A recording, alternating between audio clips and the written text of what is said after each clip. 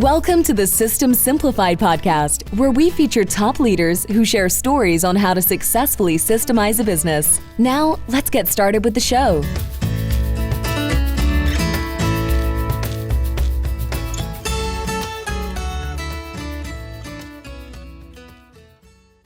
Hello, Adi Klevit here, the host of the System Simplified podcast, where I feature top founders, entrepreneurs, and thought leaders about systematizing a business. And today's episode is being brought to you by Business Success Consulting Group, where we create, document, optimize, and implement processes and procedures so businesses can grow and thrive. And I'm very excited about today's guest, Campbell. Hi, Knight. Hi, Adi. Thank you for inviting me. You are very welcome. So, Knight, I'm going to go over your bio, and then I'm going to tell our listeners how we met, and it's a pretty exciting story. So, first of all, you are the founder and managing partner at Cairn Leadership Strategies, and where your team uses outdoor adventure as a catalyst for leadership development. You teach leadership and strategy at a NOS business school in San Diego. That's where you're located. And when you're not developing teams, you're typically exploring the outdoors with your 3 young children and amazing wife. So there is more to the story because we're going to dive into it. But the way that we met is that I actually participated in one of your programs, and it was absolutely amazing. So I am part of NABO, the National Association of Women Business Owners, and we had a retreat that we did in Colorado that you facilitated, your team facilitated, and it was such an amazing experience. We climbed Mount Flora, which is 13,500 or 12,500 feet. After 12,000, I stopped counting, but it was such an amazing experience. And the combination of learning about leadership and being outdoors is so powerful. But I was also, the experience itself was wonderful, but I was also so impressed by your company, by your systems. The onboarding, preparing us for the adventure was amazing. You had a checklist, you asked the right questions, your onboarding process was perfect. And then your team that facilitated it, Shani and Kathleen, did fantastic. And you can see the care, the training, the systems that you have, like the culture and the systems internally in your company.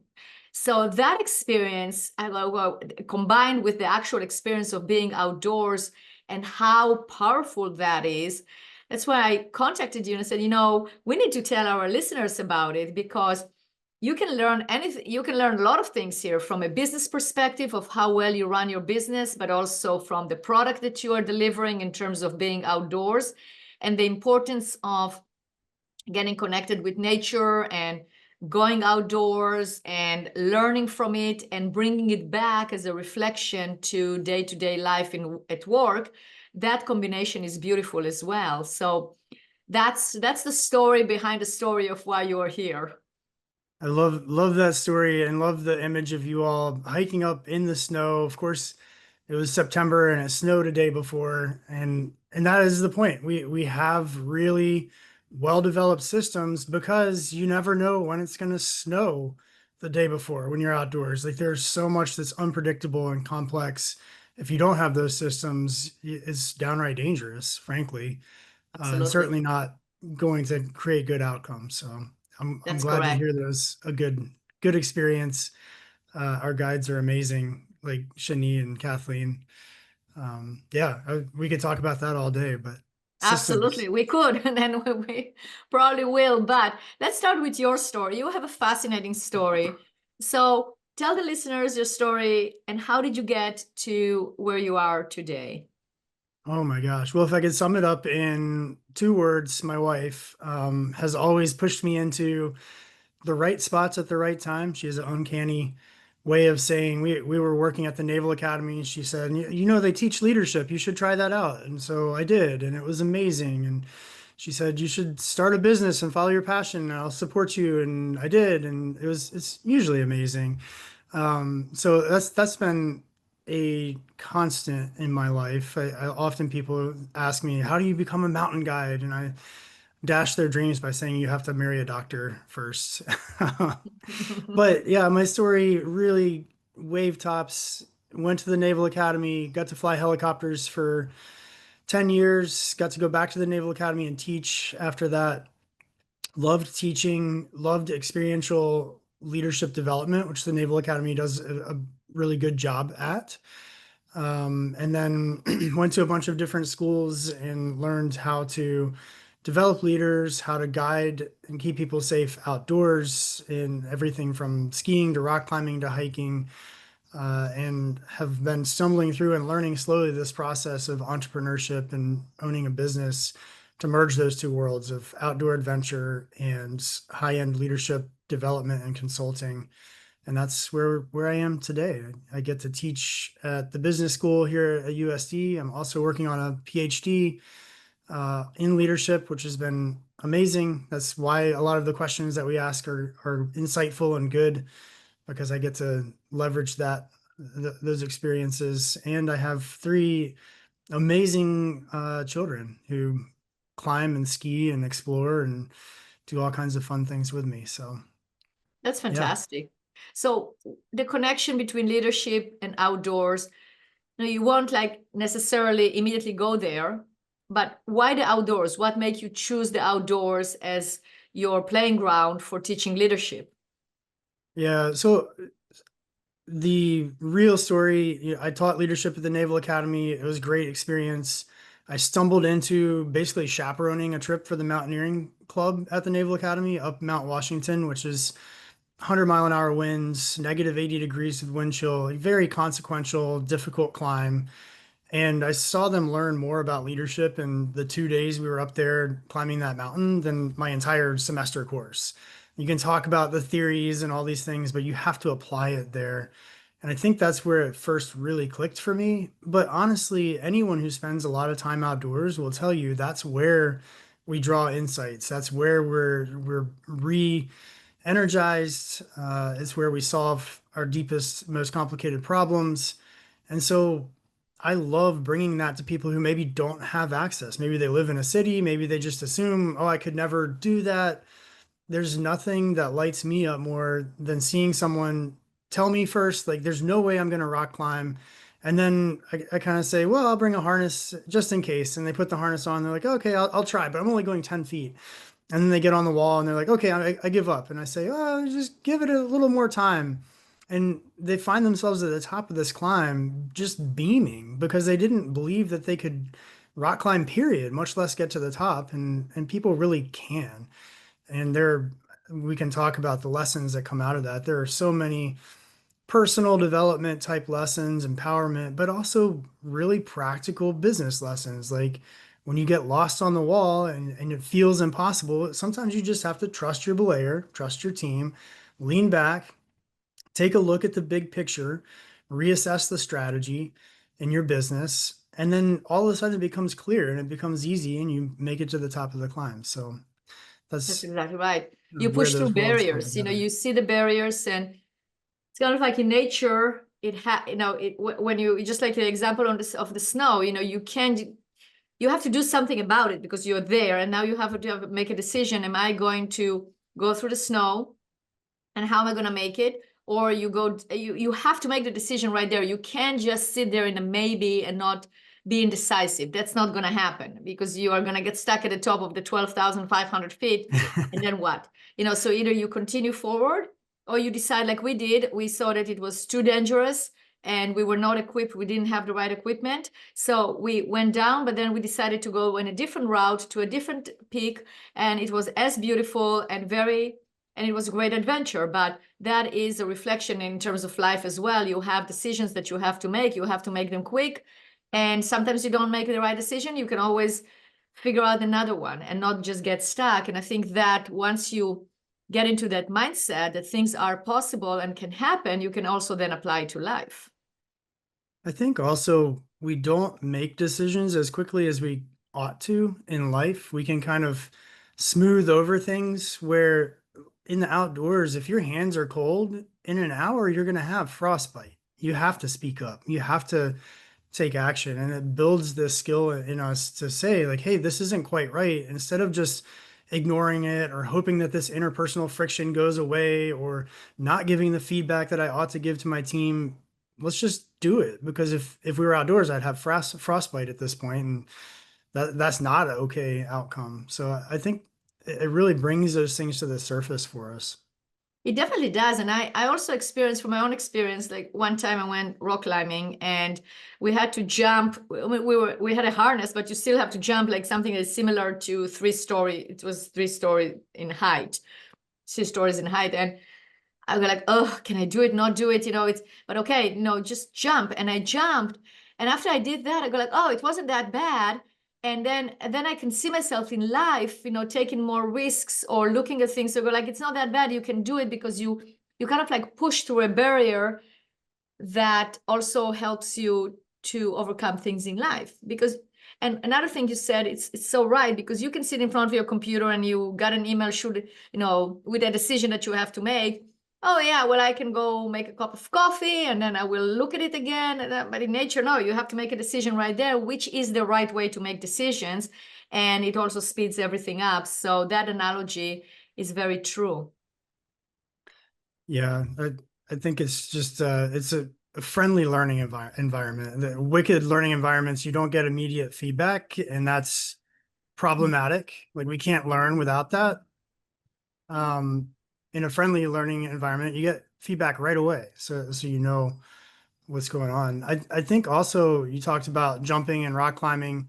You did that because there is a system behind you, like all the ropes, the belays, the harnesses, the way that we inspect those things to make sure that they're safe are incredibly safe. I talk to potential clients all the time and they're like, oh, I can't possibly rock climb. It's too dangerous. I'm like, no, that's way safer than what you all did. Hiking up a snowy mountain, there's so many variables and the weather, and maybe someone rolls an ankle and can't move, and now you're stuck in the cold.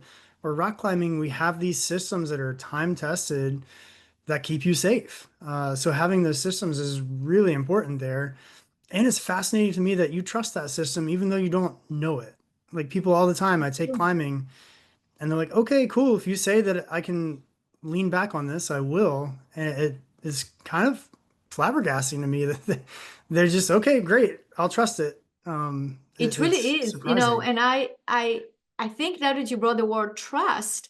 Like when I first signed up for this, I go, well, I love networking and I love the outdoors. So it's a combination of both, and I will get to meet great women and have a great weekend. And then I looked at what you said and I go, oh, 12,000. I missed that we were going to climb 12,500 feet.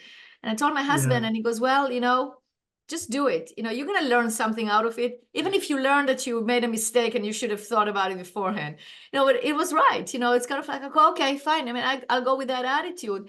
But then I was able to communicate to you, and I could see your onboarding system was so there. Just like you're saying, like you have a system and you learn to trust the system, although you don't know the system, because I think you see it, you get the experience, like with the rock climbing. The same thing here. I could see that because you are so organized. You have things under control. You gave us a list of what we need to bring. Listen to this podcast, do this, do that, ask questions. You gave us a questionnaire. I think that alone creates the trust. So systems do create trust, wouldn't you say so? Yeah, this is a really interesting concept of systems creating trust. But I think about like flying helicopters. I would fly with people I didn't really know.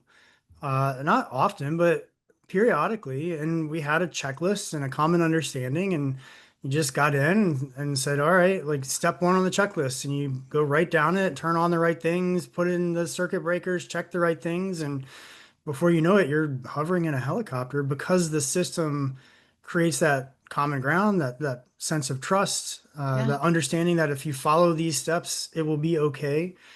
You can kind of anticipate what to expect. It's a really interesting thought. The systems build trust.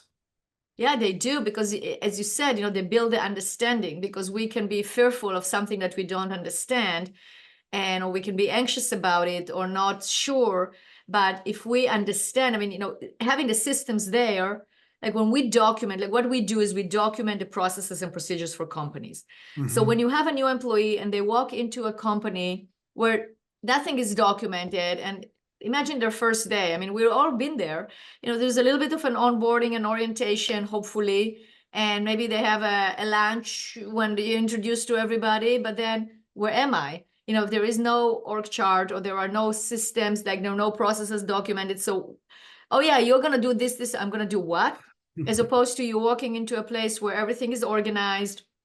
You can see the flow chart of what do you need to do? What are the actions? Who is who? What are the job descriptions? What are they responsible for? You go into a place with a sense of security that they know what they're doing. And that's why you feel more secure, and that builds the trust. Yeah, it creates a sense of safety for sure. I also talk a lot about bandwidth and energy management. And as a guide, as a new guide, you're just maxed out on bandwidth. You're trying to make sure everybody's knots are right and trying to figure out if the ropes are in the right place and thinking about what's coming next. And you don't, like, you're not a fun person to be around. You're not joking around and jovial and warm as you should be to create a good client experience. But when you get more experience, you those things are systematic. I look for people's knots. I trust that I will, because I always do. I know exactly what to look for. I know the area. I know where the ropes are set up and that they're safe. And it frees up all this bandwidth. So to your example, if you're new in a company, if you're trying to figure out literally where to go, you don't have any bandwidth to meet people or figure out how to contribute to the team or any of those things. You're just trying to figure out like what room to go to. And I think it's so unfortunate for leaders and organizations to put people in that position. Like, it's so uncomfortable to be like, I don't know where to go.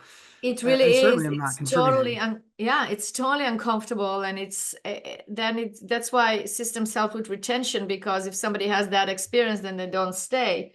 It's a very good point that you brought up, because sometimes I hear, systems impede creativity, but you just mentioned something that is so true.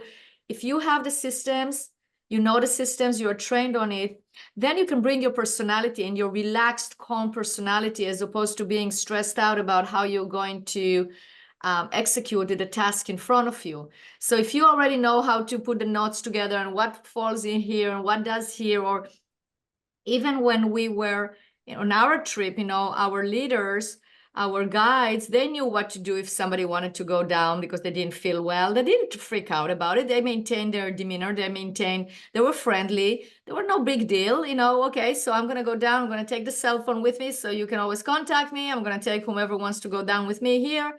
You continue here. So you have your plan, you have your system, and you can maintain then who you are, which is basically also your creativity and what you bring to the job.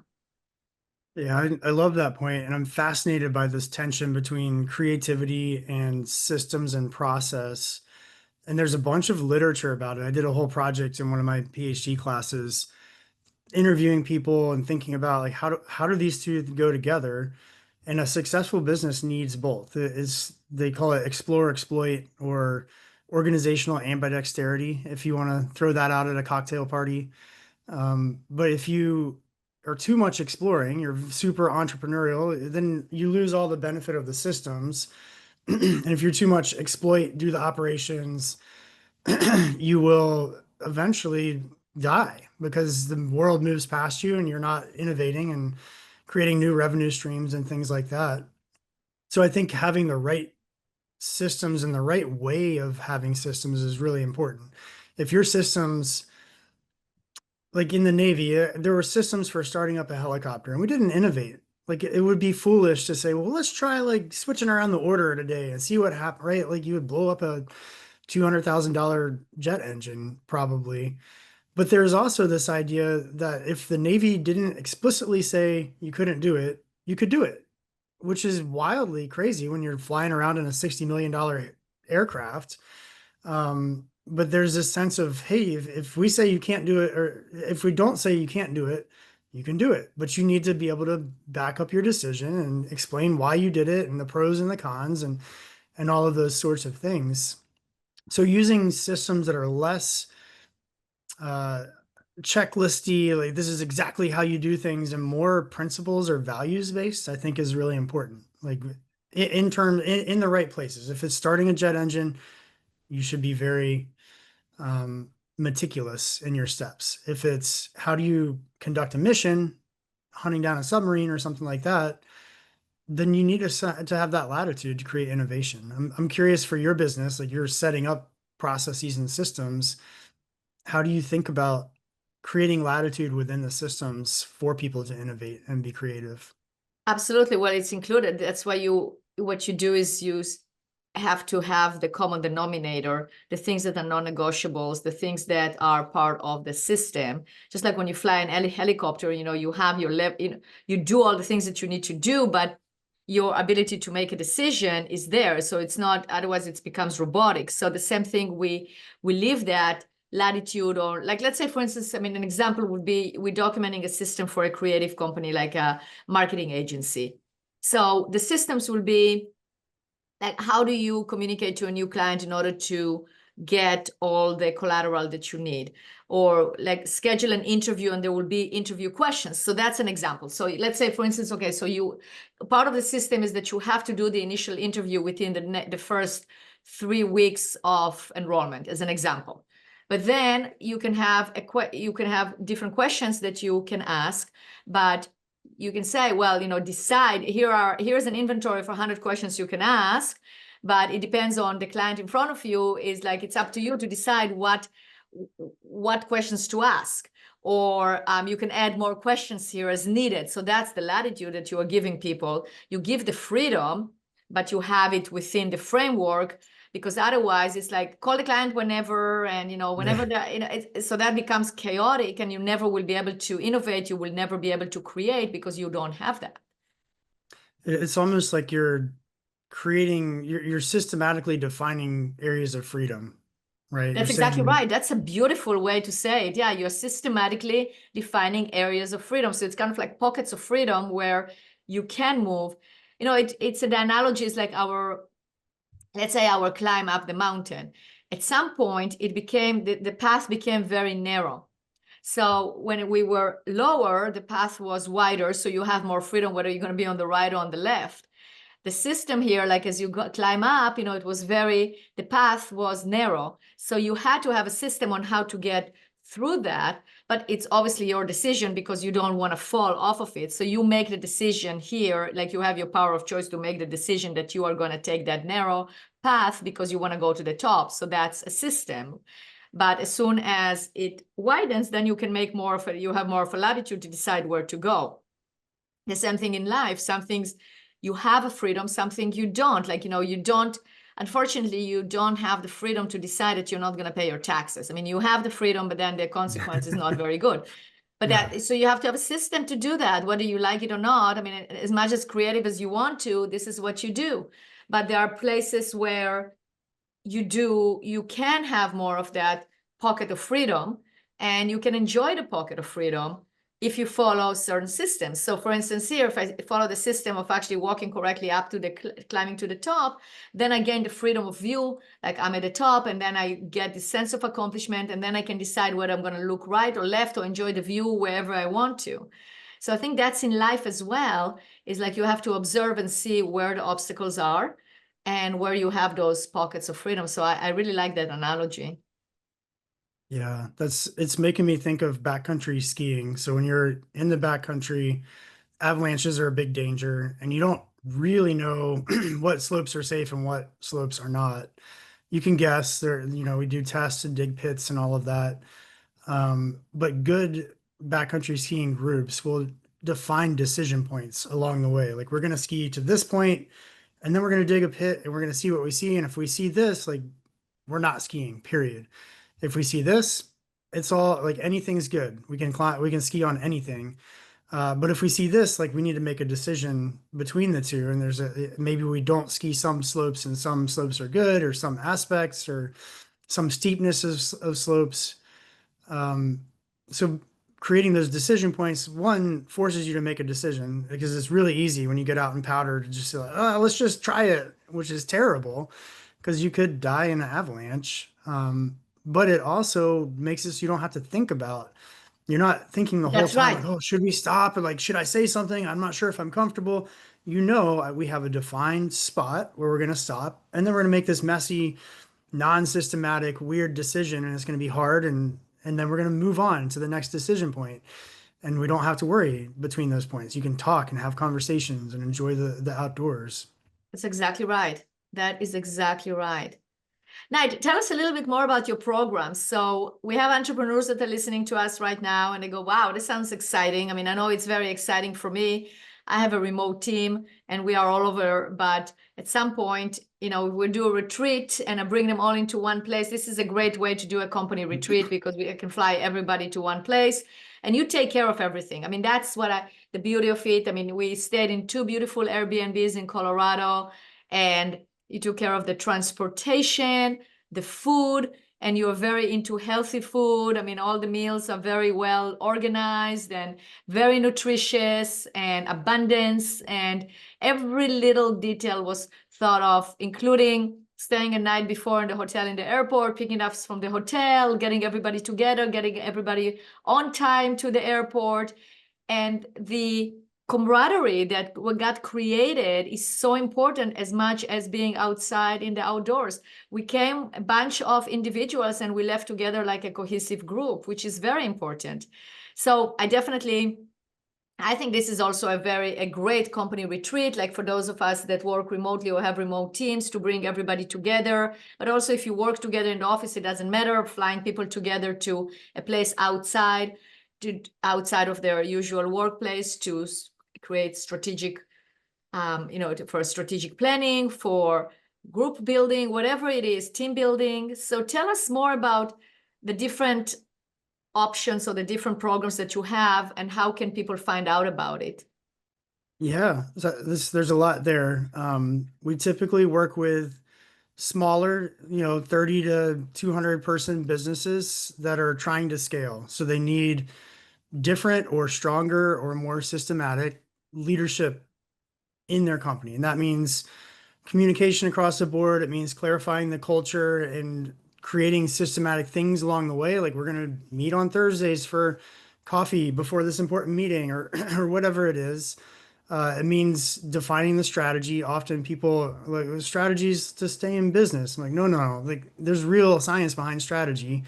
Let's talk about what your strategy is, and then let's align it to your culture. Let's align it to your operations, things like that. It always starts with, as you mentioned, interviews and assessment to identify the gaps. So where is the team strong? Where's the organization strong? What are the gaps? What could people work on? And sometimes that's trust. We had one team that had really low trust. And when I interviewed them, it wasn't that they didn't trust each other. They just didn't have time to create relationships to demonstrate that they cared about each other. So it didn't feel like they cared about each other. So of course they're like, well, I don't even know Knight. I don't know if I trust him.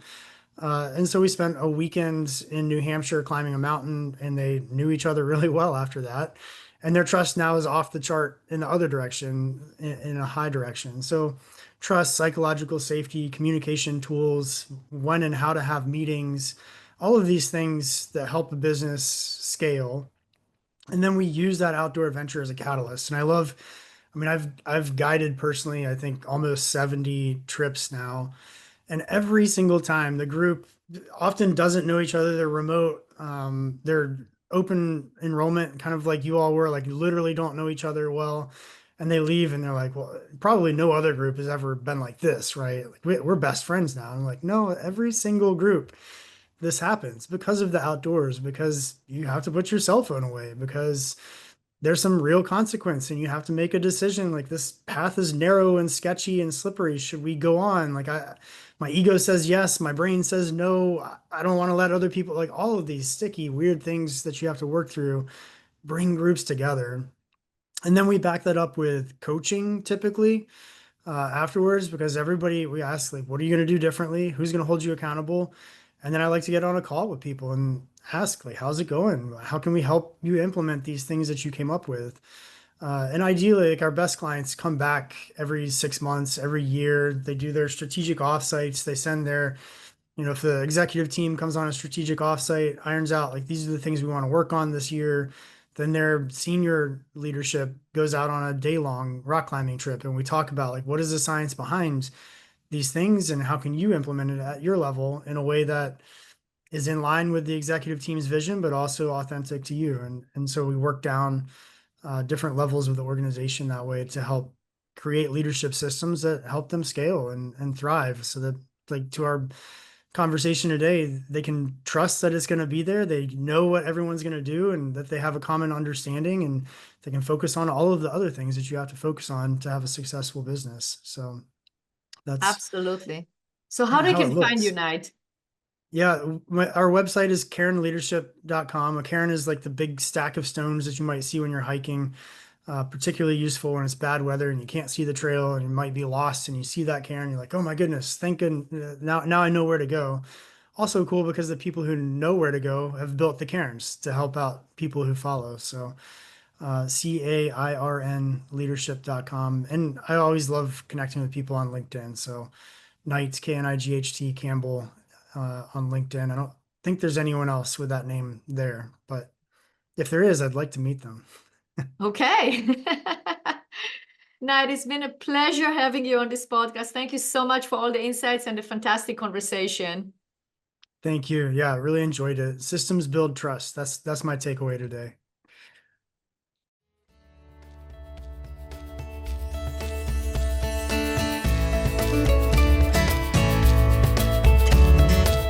Thanks for listening to the Systems Simplified podcast. We'll see you again next time, and be sure to click subscribe to get future episodes.